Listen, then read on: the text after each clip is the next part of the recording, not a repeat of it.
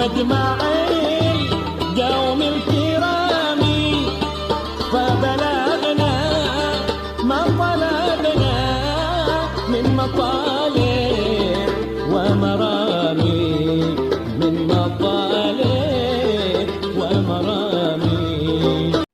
Bismillah walhamdulillah wassalatu wassalamu ala rasulillah wa alihi wa sahbihi wa mawalah wa la hawla wa la quwwata illa billah wa bisanadil muttasil ila al-imam as-Suyuti rahimahullahu ta'ala anhu wa nafa'na bihi wa bi'ulumihi fid darin amin ya rabbal alamin. Qala Rasulullah sallallahu alaihi wasallam ibda bi nafsika fatasaddaq 'alaiha fa in fadala syai'un fali ahlik fa in fadala syai'un an ahlika falidhi garabatik fa in fadala an dhi garabatika syai'un fahakadha wa hakadha.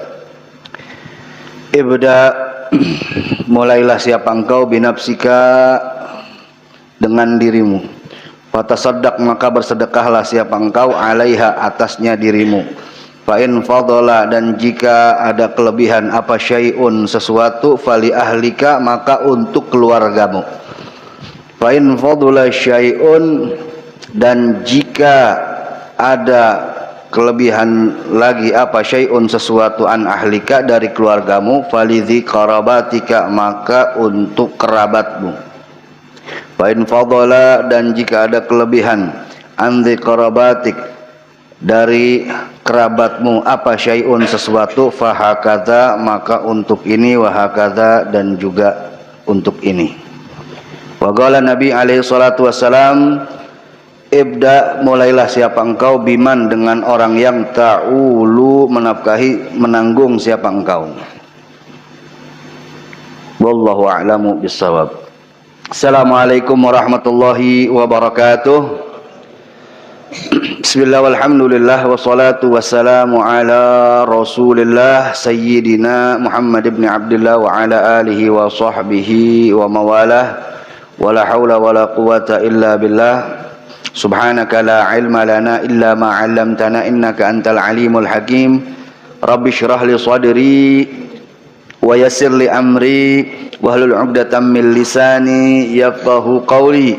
Rabbi zidna ilman warzuqna fahman wa atina hikmatan. Allahumma barik lana fi majlisina hadza birahmatika ya arhamar rahimin. Amma ba'du, ahlan wa sahlan wa marhaban bihudurikum wa bigudumikum. Al-Faqir ucapkan kepada seluruh dan segenap para habaib, para asatidzah, para masyayikh, para jamaah rahimakumullah. Alhamdulillah wa syukrulillah, thumma alhamdulillah wa syukrulillah.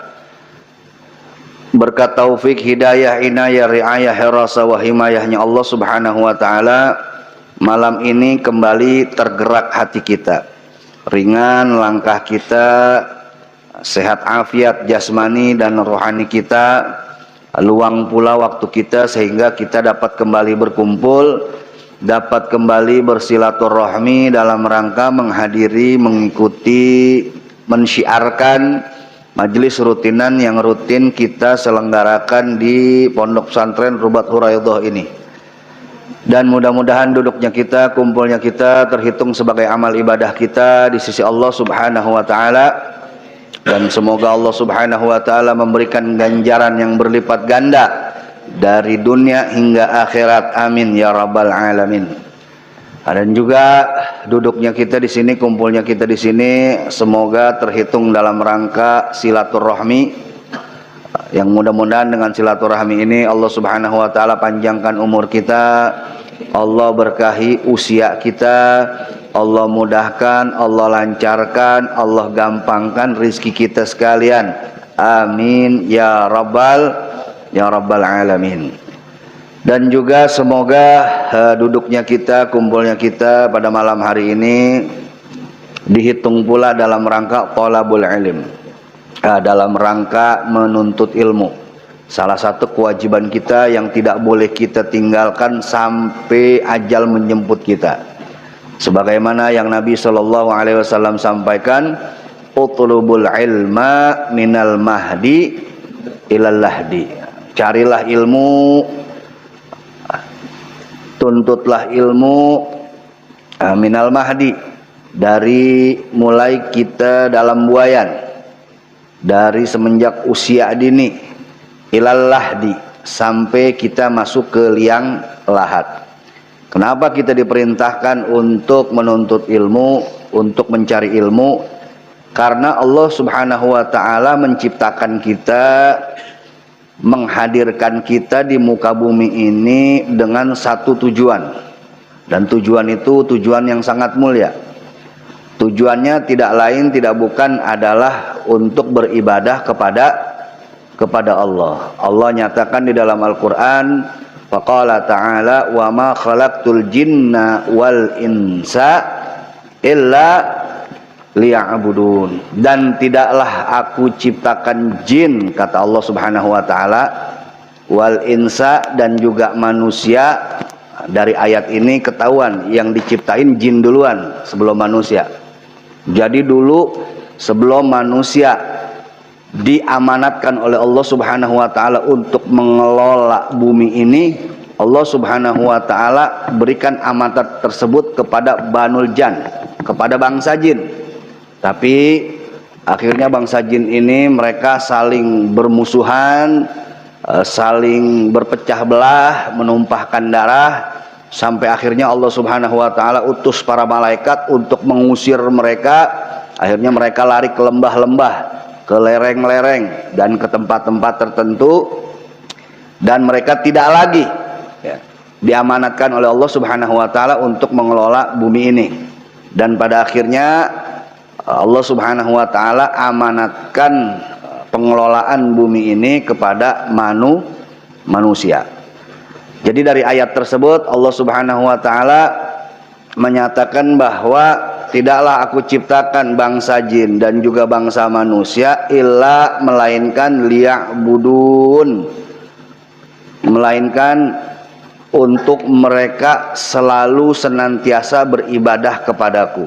Ya. Allah Subhanahu wa ta'ala pakai bentuk fi'il mudhari' di dalam ayat tersebut. Jadi kalau kita belajar nahwu, fi'il mudhari' itu untuk menunjukkan kata kerja yang sedang atau akan dilakukan dan nggak ketahuan berhentinya kapan. Artinya semenjak manusia diciptakan, manusia Allah perintahkan untuk selalu beribadah kepada Allah, ya. Sampai kapan? Hatta ya'tiyakal yakin, sampai datang yang namanya al yakin, bimakna al maut, sampai datang yang namanya kematian, ya. Jadi kita diperintahkan, diciptakan oleh Allah Subhanahu wa ta'ala untuk beribadah. Sampai kapan? Sampai datang al yakin, wa'budullah hatta ya'tiyakal yakin, dan ibadahlah kepada Allah sampai datang al yakin. Yakin di sini bukan maksudnya yakin keyakinan kita. Wah, ana udah yakin nih, berarti ana udah nggak perlu sholat lagi nih. Nggak, jangan begitu ya. Makanya kalau nafsirin Quran jangan seenaknya ya. Harus tahu ilmunya, nggak boleh sembarangan. Yang dimaksud yakin di situ adalah al maut, kematian. Jadi terjemahannya itu beribadahlah kepada Allah sampai datang kepadamu al yakin, bermakna al maut. Ibadahlah kepada Allah sampai datang kematian. Kenapa kematian disebut al yakin? Kenapa al maut di situ disebut dengan al yakin? Karena dengan datangnya mati itu, yang tadinya kita ragu-ragu tentang adanya alam kubur, tentang adanya siksa kubur, tentang adanya nikmat kubur, tentang adanya pertanyaan malaikat munkar nakir, yang mungkin sebelumnya kita ragu, begitu datang kematian, dibuka sama Allah hijabnya, baru kita yakin, oh iya benar ada ternyata alam kubur. Oh benar ada malaikat munkar nakir. Oh ada benar pertanyaan-pertanyaan malaikat di alam kubur. Oh benar ada yang namanya nikmat kubur. Oh betul ada yang namanya siksa kubur. Jadi yang dulunya kita ragu-ragu, saat itu baru kita yakin ternyata betul adanya apa yang disampaikan oleh Nabi kita Muhammad Sallallahu alaihi wasallam. Jadi Allah Subhanahu wa taala perintahkan kita, ciptakan kita untuk ibadah. Sampai kapan? Sampai kita mati. Nah, yang namanya ibadah itu ada tata caranya, ada aturannya, ada kaifiahnya, ada ilmunya. Ibadah nggak boleh sembarangan, nggak boleh serampangan, nggak boleh asal-asalan, nggak boleh seenak hati kita, sesuka hawa nafsu kita, nggak boleh kumaha aing wae lah, nggak boleh ya. Ibadah ada tata caranya, ada aturannya, ada kaifiahnya, ada ilmunya ya. Beda sama maksiat. Kalau maksiat nggak ada aturannya ya. Ente habis ngapain? Habis mabuk. Ente mabuknya sah apa kagak nih ya? Rukun-rukunnya udah terpenuhi belum? Syarat-syaratnya udah terpenuhi belum? Nggak ada. Tapi kalau misalkan ibadah, ada aturannya, ada tata caranya, ada kaifiahnya. Sholat, rukunnya, syaratnya harus terpenuhi, baru sah sholat kita. Urusan terima nggak diterima itu urusan Allah ya, bukan urusan kita. Urusan kita sah nggak sahnya ya. Tapi kalau maksiat nggak ada. Wah, ente habis mabuk ente nggak sah nih, rukunnya kurang nih, nggak ada ya. Syaratnya kurang nih, maka ente belum terhitung sebagai orang yang mabuk nih ya. Nggak ada ya. Nah, tapi kalau ibadah ada syarat-syaratnya, ada ketentuannya, ada ilmunya. Makanya wajib bagi kita untuk menuntut ilmu. Menuntut ilmu yang bagaimana? Menuntut ilmu yang kita butuhkan untuk menyempurnakan ibadah kita ya. Oh, kita ini diciptain sama Allah untuk ibadah. Salah satunya adalah sholat. Maka wajib bagi kita untuk tahu tata cara sholat ya. Nggak bisa tuh kita sholat asal-asalan, ikut-ikutan, seenak kita, sesuka hawa nafsu kita, nggak belajar tentang sholat, nggak bisa. Bisa-bisa sholat kita nggak sah ya. Selama ini kita nggak tahu bahwa Allahu Akbar, takbir itu termasuk rukun qauli. Yang namanya rukun qauli itu mesti berbunyi, nggak boleh dalam hati. Jadi kalau takbir dalam hati berarti nggak sah, Habib. Secara hukum nggak sah ya. Kalau kita takbir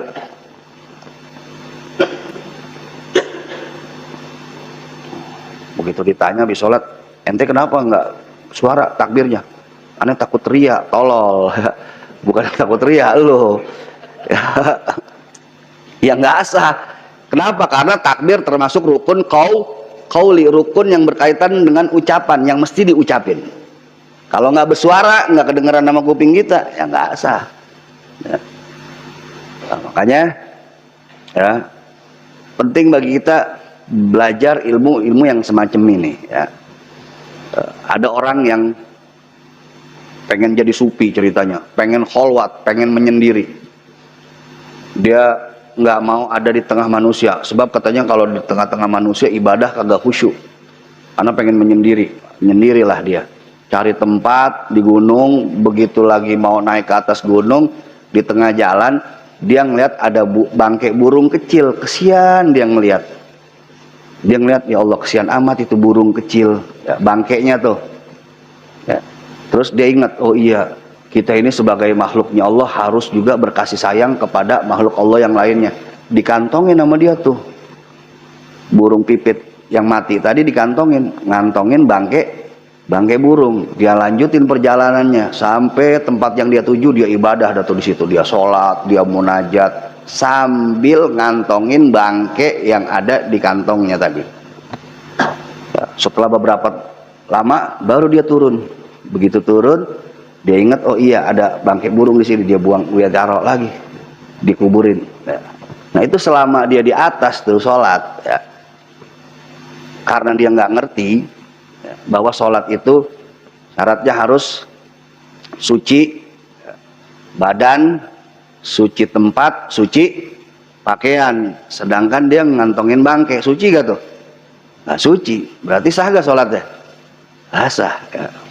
Nah, ternyata si supi-supian tadi itu ya, si supi-supian tadi dia nggak tahu bahwa selama itu ibadahnya nggak sah karena tidak ada ilmunya. Semangat ibadah tapi nggak semangat dalam semangat beragama tapi nggak semangat nuntut ilmu agama. Nah jadinya kayak begitu ya. Makanya penting buat kita untuk meluangkan waktu. Kita niatin untuk menuntut ilmu, mencari ilmu dalam rangka menyempurnakan ibadah kita Ya, duduk di majelis ilmu supaya apa? Mudah-mudahan kedepannya sholat saya lebih baik lagi, lebih bagus lagi, lebih sempurna lagi. Ya. Singkirin dulu tuh niat-niat pengen cari dunia di majelis taklim, singkirin. Ya. Saya ngaji supaya usaha saya lancar, supaya bisnis saya lancar. Ya Allah, dari pagi sampai sore urusan dunia, ke majelis masih mikirin urusan dunia juga. Kapan mikirin urusan akhiratnya?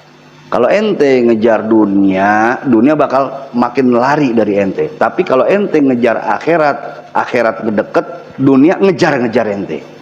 Ya. Jadi niatkan untuk memperbaiki ibadah kita supaya ibadah kita lebih baik lagi ke depannya. Insya Allah. Nah, mudah-mudahan duduknya kita di sini di majelis ini dan majelis seperti ini terhitung dalam rangka menuntut ilmu, dan semoga kita dianugerahkan ilmu yang manfaat buat diri kita, manfaat buat keluarga kita, manfaat buat rumah tangga kita, manfaat buat usaha kita, manfaat buat pekerjaan kita, manfaat buat urusan dunia kita, urusan agama kita, urusan akhirat kita. Amin ya rabbal alamin. Dan semoga dengan kita duduk di majlis-majlis seperti ini, kita makin istiqomah, makin semangat dalam ibadah kepada Allah subhanahu wa ta'ala. Sebab dikatakan majalisul khair, majlis-majlis yang baik itu akan bikin kita jadi baik. Walaupun awalnya kita mungkin bukan orang baik, tapi karena kita sering duduk di majlis-majlis yang baik, di dalamnya disampaikan perkara-perkara yang baik, pelajaran-pelajaran yang baik, yang ngingetin kita kepada Allah, yang ngingetin kita kepada Rasulullah, yang bikin kita makin semangat ibadah. Itu majlis-majlis baik seperti itu, majalisul khair seperti itu bakal menjadikan diri kita baik, walaupun awalnya mungkin kita bukan orang baik. Tapi sebaliknya, majalisus syar, majlis-majlis yang buruk, majlis-majlis yang di dalamnya bikin kita jauh dari Allah, bikin kita jauh dari Rasulullah, bikin kita makin gak semangat ibadah, bikin kita makin jauh dari agama. Majlis-majlis yang seperti itu ya, akan membuat kita menjadi orang yang gak baik, walaupun awalnya kita orang baik-baik. Walaupun mungkin awalnya kita orang baik-baik, santri, jamaah majlis, tapi karena sering kumpul di tempat-tempat yang tidak baik, akhirnya ketularan tidak baik. Na'udzubillahi min dzalik. Mudah-mudahan Allah Subhanahu wa taala selalu memudahkan kita, memberikan kita keluangan waktu untuk selalu hadir di majlis-majlis ilmu. Jadikan majlis-majlis ilmu semacam ini sebagai alasan untuk kita meninggalkan urusan-urusan yang lainnya, ya, yang kurang penting. Jangan sebaliknya, menjadikan alasan-alasan, menjadikan perkara-perkara lain yang kurang penting sebagai alasan untuk meninggalkan majlis ilmu. Tapi jadikan majelis ilmu ini sebagai alasan kita buat ninggalin urusan yang lain. Kita ke sono yuk. Ya nggak bisa, ana mau ngaji, ini jadwal ngaji. Kita ke sono yuk. Waduh nggak bisa, ini udah jadwal ngaji ya. Nah, jadikan itu majelis sebagai alasan buat ninggalin urusan-urusan yang lain yang nggak penting, yang belum tentu bawa manfaat buat kita, bahkan bisa jadi bawa mudarat buat kita. Kalau kita udah istiqomah duduk di majelis ilmu, ajak teman kita yang lain, ajak saudara kita yang lain, kanan kiri kita ajak ya. Kadang-kadang kita lagi ngedon, kalau ada teman kita ada lagi yang nyemangetin ya. Jadi kita bisa terus istirahat biasanya sendiri, sayang nih motorannya nih ya, ajak teman yang lain supaya ikut juga hadir ke majelis ilmu. Nanti begitu teman ente datang duduk di majelis itu ya, dia dapat pahala, ente juga ngocor pahalanya dari dia. Tiba-tiba dia ngajakin lagi temennya, terus dia dapat pahala, ente juga dapat pahala. Temennya temen ente itu ngajakin lagi temennya terus aja itu. Ya, sampai ente misalkan udah meninggal dunia, temen ente tuh masih istiqomah, teman-temannya masih istiqomah, itu pahalanya masih terus ngalir ke ente. Begitu juga sebaliknya, kalau ente ngajakin temen ente maksiat, ngajarin temen ente maksiat, sampai temen ente jadi ahli maksiat, itu dosa jariah terus ngalir ke ente walaupun entenya udah mati. Temen ente ngajarin lagi temennya yang lain maksiat yang tadi tuh. Temen yang diajarin bisa sampai jadi ahli maksiat juga, terus itu. Terus dosa jariahnya ngalir sampai hari kiamat kalau nggak berhenti. Nauzubillahi min dzalik. Jadi kita pinter-pinter memanfaatkan waktu, memanfaatkan kesempatan yang Allah Subhanahu wa taala telah berikan kepada kita untuk melakukan perbuatan-perbuatan yang lebih manfaat, bukan cuma buat dunia kita tapi juga buat akhirat kita, insya Allah. Nah, ma'asyiral jamaah rahimakumullah, sampailah kita ke hadis yang ke-46 dari kitab Jami' Shaghir, di mana Nabi kita Muhammad sallallahu alaihi wa alihi wasallam telah bersabda, ibda bin nafsika fatasaddaq 'alaiha. Mulailah dari dirimu, bersedekahlah kepadanya. Jadi kata Nabi, kita dianjurkan untuk bersedekah kepada diri kita dulu. Tunaikan hak-hak tubuh kita, tunaikan hak-hak diri kita. Diri kita ini punya hak yang harus kita tunaikan. Bersedekahlah pada diri ente terlebih dahulu. Fa in fadala syai'un, dan kalau masih ada kelebihan, fali ahlika, maka bersedekahlah kepada keluargamu. Kalau secara fikihnya urutan kita menafkahi itu yang habis istri anak, habis anak baru orang tua. Itu secara sakleknya. Tapi nggak perlu saklek begitu juga bisa ya. Misalkan istri kita kekurangan, anak kita kekurangan, kita mau ngasih orang tua nggak apa-apa ya. Dan kita sebagai pasangan jangan pernah ngelarang pasangan kita untuk mereka berbakti kepada kedua orang tuanya. Pasangan yang baik adalah yang justru mendorong pasangannya masing-masing untuk berbakti kepada orang tuanya masing-masing ya.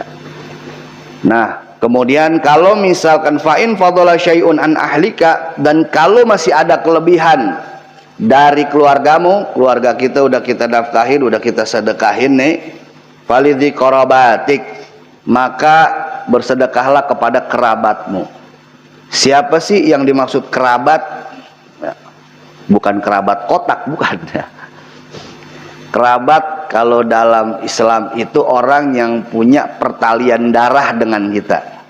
Yang kalau kita punya warisan banyak, kita meninggal, dia bisa dapat tuh, bisa dapat bagian. Itu namanya kerabat. Ya. Kalau ahlun, nah itu yang di rumah kita, di rumah tangga kita tuh. Ya. Nah, jadi kalau misalkan keluarga kecil kita nih udah cukup, maka kita masih punya kelebihan, kita bantu kerabat-kerabat kita.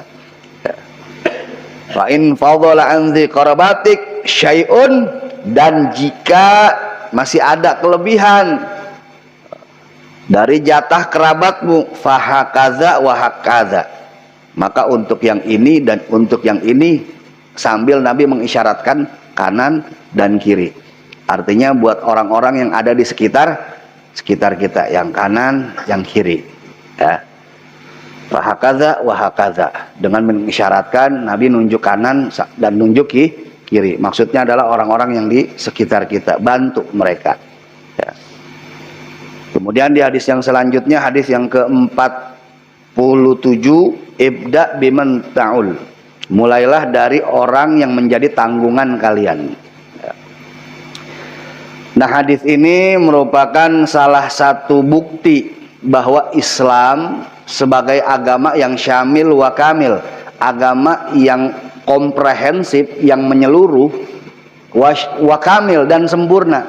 Artinya Islam nggak cuman ngajarin kita, ngarahin kita untuk sholat aja, puasa aja, tapi juga Islam ngajarin kita gimana caranya kita sebagai seorang muslim ngatur, ya, memanage ekonomi kita. Nah, diajarin nih di dalam Islam. Kalau kita mau bantu orang, ya, siapa yang harus kita bantu terlebih dahulu? Ada skala prioritas. Ya, ini salah satu hadis yang mengajarkan kita untuk mempunyai skala prioritas dalam hal menafkahi atau sedekah. Jadi kalau kita mau bantu, bantu yang terdekat dulu, dari keluarga kita, saudara kita, ya, dan kerabat-kerabat kita, dan kemudian baru yang lainnya. Ya. Berarti Bib, kalau begitu kemarin Bib kita donasi buat Palestina nih zolim Bib. Nggak begitu juga. Ini kan kadang-kadang orang nih jadi alasan, ya, orang-orang yang udah fi qulubihim marad, yang di hatinya memang ada penyakit, ya, ngelihat saudara-saudaranya, ya, patungan buat bantu Palestina, wah, ada aja omongannya. Di sini aja masih banyak yang kelaparan, ya. Segala bantu sono yang jauh-jauh, sini dia tuh dulu, ya. Wah, ini yang begini nih ngajinya datang telat pulang duluan. Kadang-kadang nggak memahami konteksnya, ya. Bukan berarti kita nggak boleh bantu yang lain, boleh. Yang urgent saat itu saudara-saudari kita di Palestina urgent, ya. Urgent, mereka membutuhkan bantuan dan kita kebetulan bisa ngebantu walaupun nggak seberapa, nggak apa-apa, bantu, ya. Bantu mereka. Nah, jadi ini merupakan salah satu hadis, ya, yang menjadi bukti bahwa Islam itu agama yang mengatur segala lini kehidupan kita dengan baik. Jadi di dalam Islam itu segalanya diatur dengan rapi, dengan baik, dengan sempurna. Ya. Jangankan buat urusan nafkahin keluarga, urusan bab nafkah dan bab sodako seperti ini, bab masuk WC aja ada aturannya. Betul apa betul? Bab masuk WC ada gak aturannya? Ada. Masuk WC kaki apa dulu? Kaki kiri dulu. Baca doa, Allahumma barik lana, Allahumma barik lana fima razaqtana, Allahumma inni a'udzubika minal khubuthi wal khaba'ith. Nggak sampai di situ, di dalam kamar mandi ada lagi adab-adabnya. Pastikan dulu nggak ada orang yang ngelihat kita, baru kita buka pakaian kita. Pastiin dulu, wah kayaknya nggak ada yang ngelihat nih, udah nih, ya, baru buka. Dan nggak boleh banyak bersuara, apalagi sampai nyanyi lagi satu album. Mentang-mentang santri di kamar mandi qosidah lagi, ya Habibana, ya Habibana, Habibana lagi qosidahnya, ya. Nggak boleh bersuara. Andai kata ada yang negor, ada yang ngetok-ngetok, cukup, udah begitu aja, ya, makruh, ya. Nggak boleh banyak ngeludah, nggak boleh ngelihat kemaluan, ya, kecuali ada hajat, ya. Dan masih banyak lagi yang lain, ya. Itu baru masuk WC yang kita anggap nggak penting, diatur sedemikian rapi. Kalau masuk WC aja diatur sedemikian rapinya, mustahil buat urusan rumah tangga nggak diatur, ya kan? Kalau buat urusan masuk WC yang kita anggap nggak penting, itu diatur sedemikian rapinya, nggak masuk akal. Kalau urusan rumah tangga nggak diatur, betul apa betul? Nah, kalau urusan rumah tangga aja diatur sedemikian rupa, nggak masuk akal kalau Islam nggak ngatur kita cara bermasyarakat.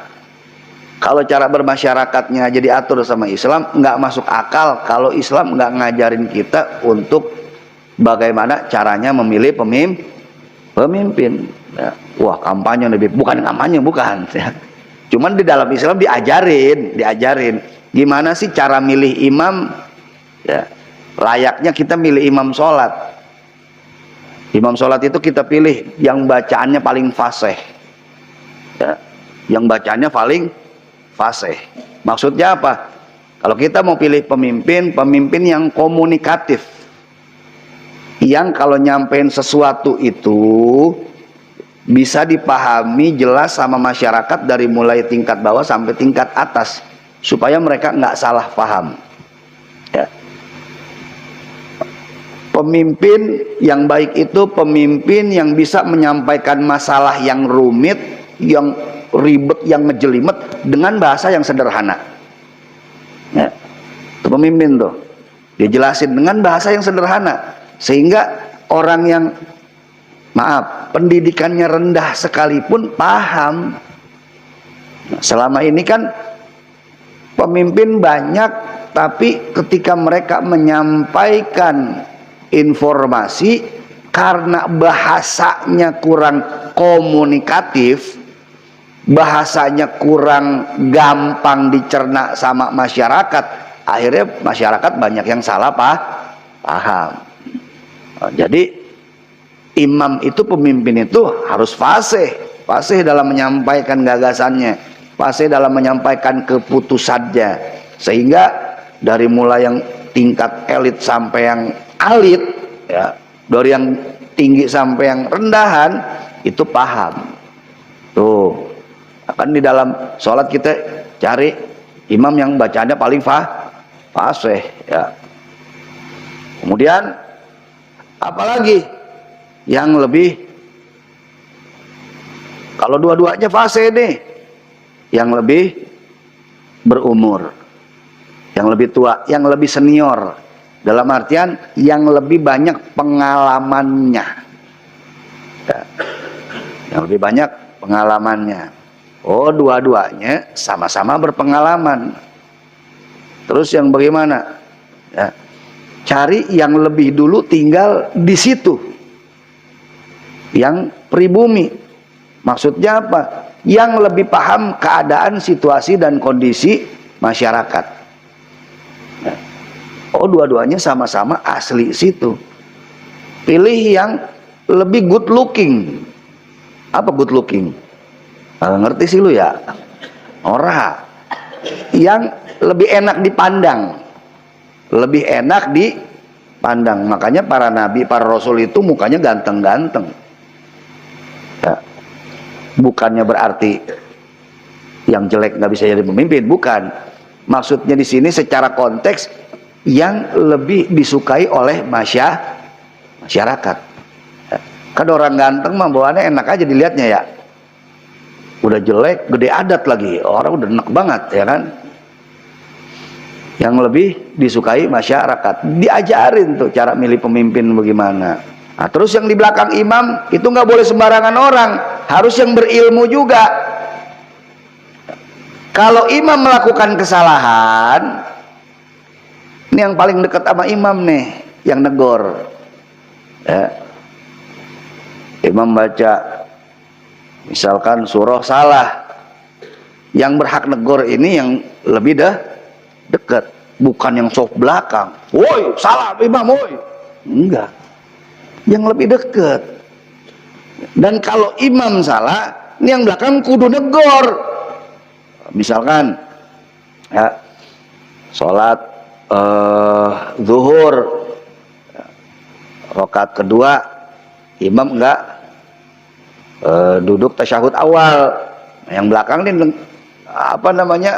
ngingetin subhanallah, udah dikasih tahu cara negornya bagaimana, subhanallah, enggak, woi imam, enggak begitu, ada aturannya.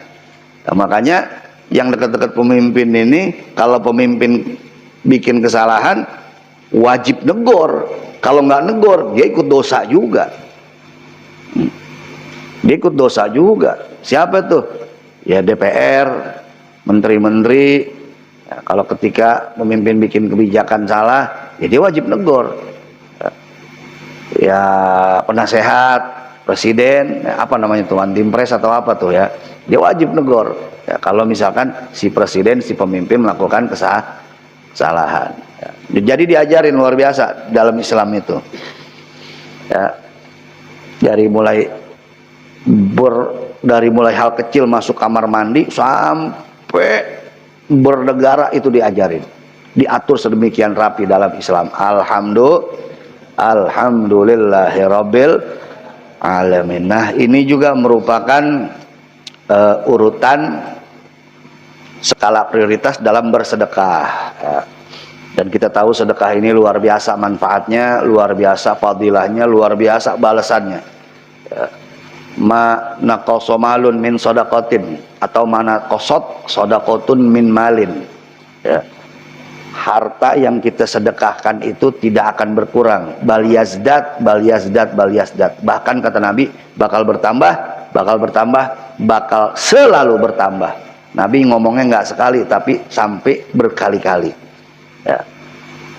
Dan kita banyak dengar kisah-kisah yang luar biasa dari keajaiban sedekah ini. Ana pernah baca satu artikel, ya, dan ini begitu ana cari, begitu ana konfirmasi sama beberapa orang, ternyata ini kisah nyata. Jadi dulu ada satu orang perempuan kebangsaan Perancis. Ini satu orang perempuan kebangsaan Perancis, kerjanya jurnalis. Jurnalis ya, penulis lah gitu, semacam wartawan ya. Sama-sama, beda tipis cuman ya. Nah, jurnalis ini dia suka nulis-nulis jurnal. Nah, dia banyak mempelajari tentang Islam di Prancis nih, karena di Prancis itu banyak orang Islamnya. Ada beberapa orang Islam dari orang-orang Aljazair dan orang-orang Timur Tengah. Sampai akhirnya dia masuk Islam, si perempuan ini. Masuk Islam, dan begitu dia masuk Islam, ini keluarganya nggak terima dia.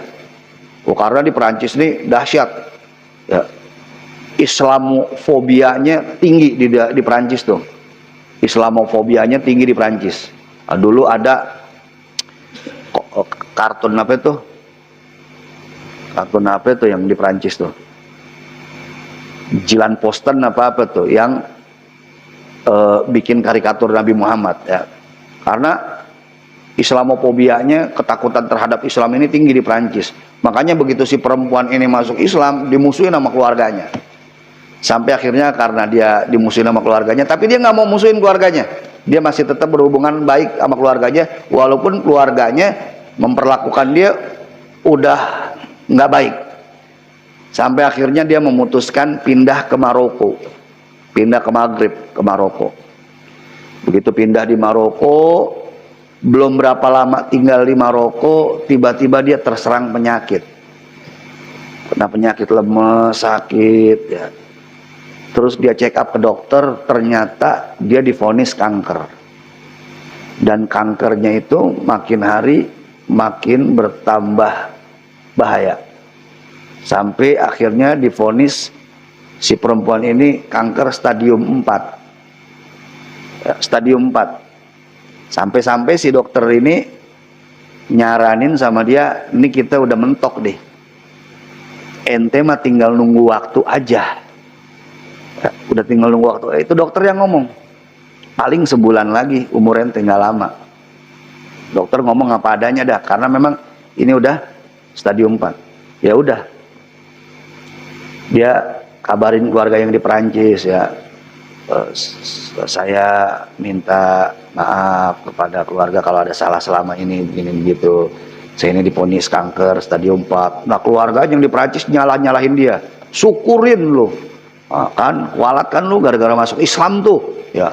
Malah digituin sama keluarganya, tapi tetap dia terima sabar. Ya. Nah, karena dia jurnalis ya, duitnya banyak nih ceritanya. Akhirnya dia sedekahin tuh duitnya.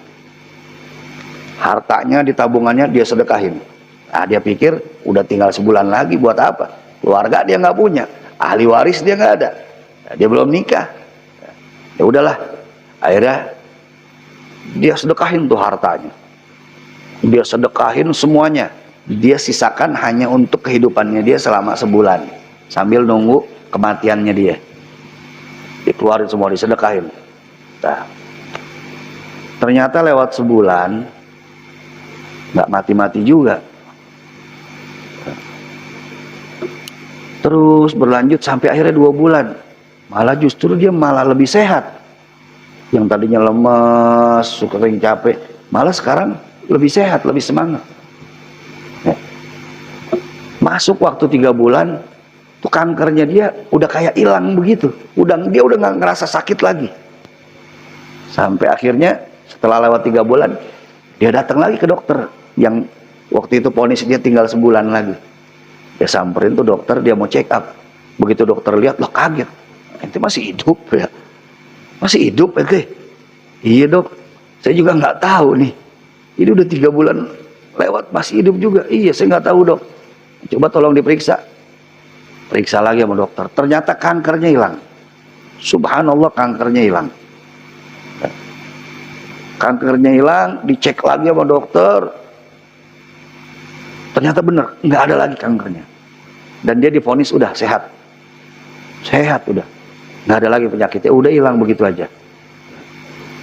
Akhirnya ditanya sama dokternya, kok bisa begitu? Saya juga nggak tahu dok. Semenjak dokter vonis saya, umur saya tinggal sebulan lagi, ya udah. Saya nggak ngelakuin aktivitas apa-apa selain saya ibadah. Saya muslim dok, saya ibadah, saya sholat, saya baca Quran, saya berzikir, saya punya harta, saya sedekahin. Cuman saya berdoa, ya Allah, jangan matikan saya dalam keadaan kayak begini. Yang bikin keluarga saya di Perancis tuh ya makin mengolok-ngolok Islam. Oh, gara-gara Islam tuh akhirnya kanker. Gara-gara Islam tuh akhirnya dia mati. Tolong ya Rob, rubah keadaan ini. Ya. Gara-gara dia doa begitu, doanya tulus, ya, akhirnya Allah kabulin.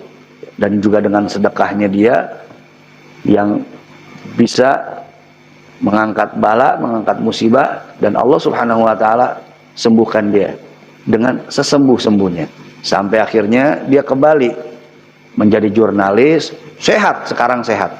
Ana lupa namanya siapa tuh, masih ada di YouTube kisahnya dia. Sampai akhirnya dia seperti biasa. Dan dia sering diundang di acara-acara tertentu menceritakan pengalamannya dia. Dan banyak orang-orang yang setelah mendengar ceritanya dia yang akhirnya masuk Islam. Alhamdulillah. Nah, itu salah satu keberkahan dari sedekah.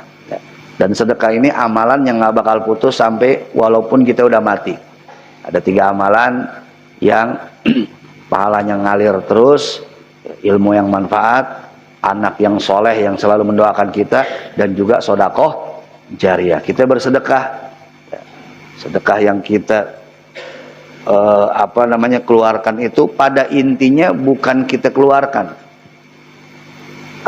Secara hakikatnya kita nih lagi ngirimin harta kita ke akhirat.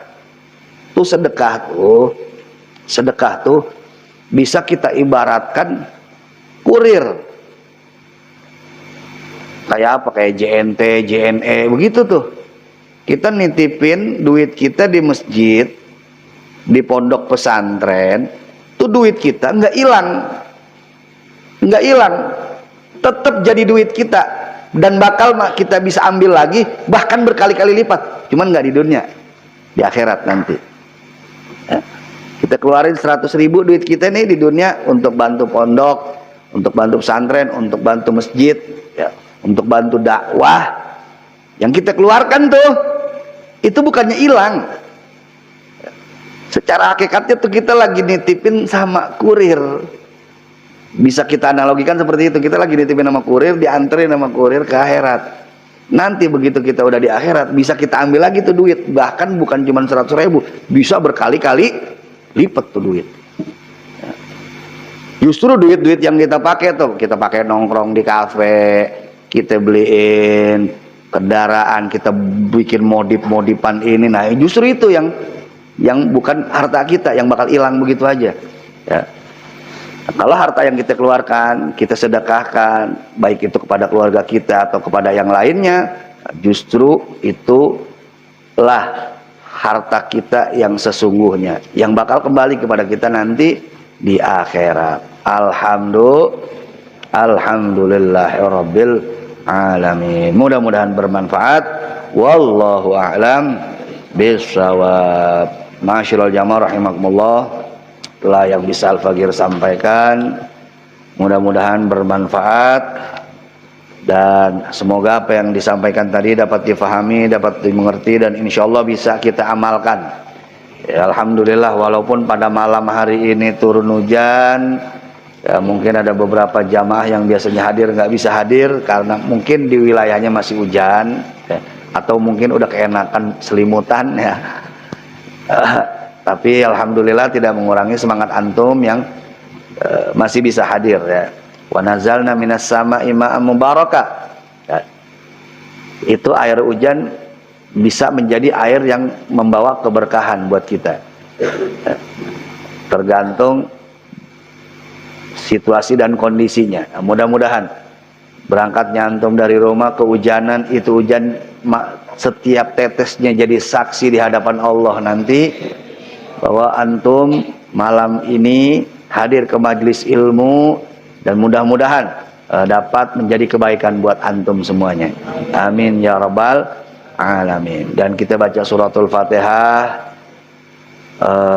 Yang pertama kita minta niatkan untuk kelanjutan proses pembangunan Pondok Pesantren Rubat Hurairah agar semakin dimudahkan oleh Allah Subhanahu wa taala, dan semoga semakin cepat rampung, ya, pembangunan Pondok Pesantren Rubat Hurairah ini, sehingga bisa menampung lebih banyak santri yang ingin belajar ilmu agama.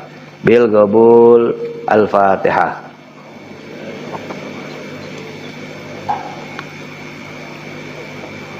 إياك نعبد وإياك نستعين اهدنا الصراط المستقيم صراط الذين أنعمت عليهم غير المغضوب عليهم ولا الضالين رب اغفر لي ولوالدي amin. Dan kemudian kita baca suratul Fatihah juga bagi para donatur yang sampai saat ini terus istiqomah membantu pembangunan Pondok Pesantren Rubat Hurairah ini.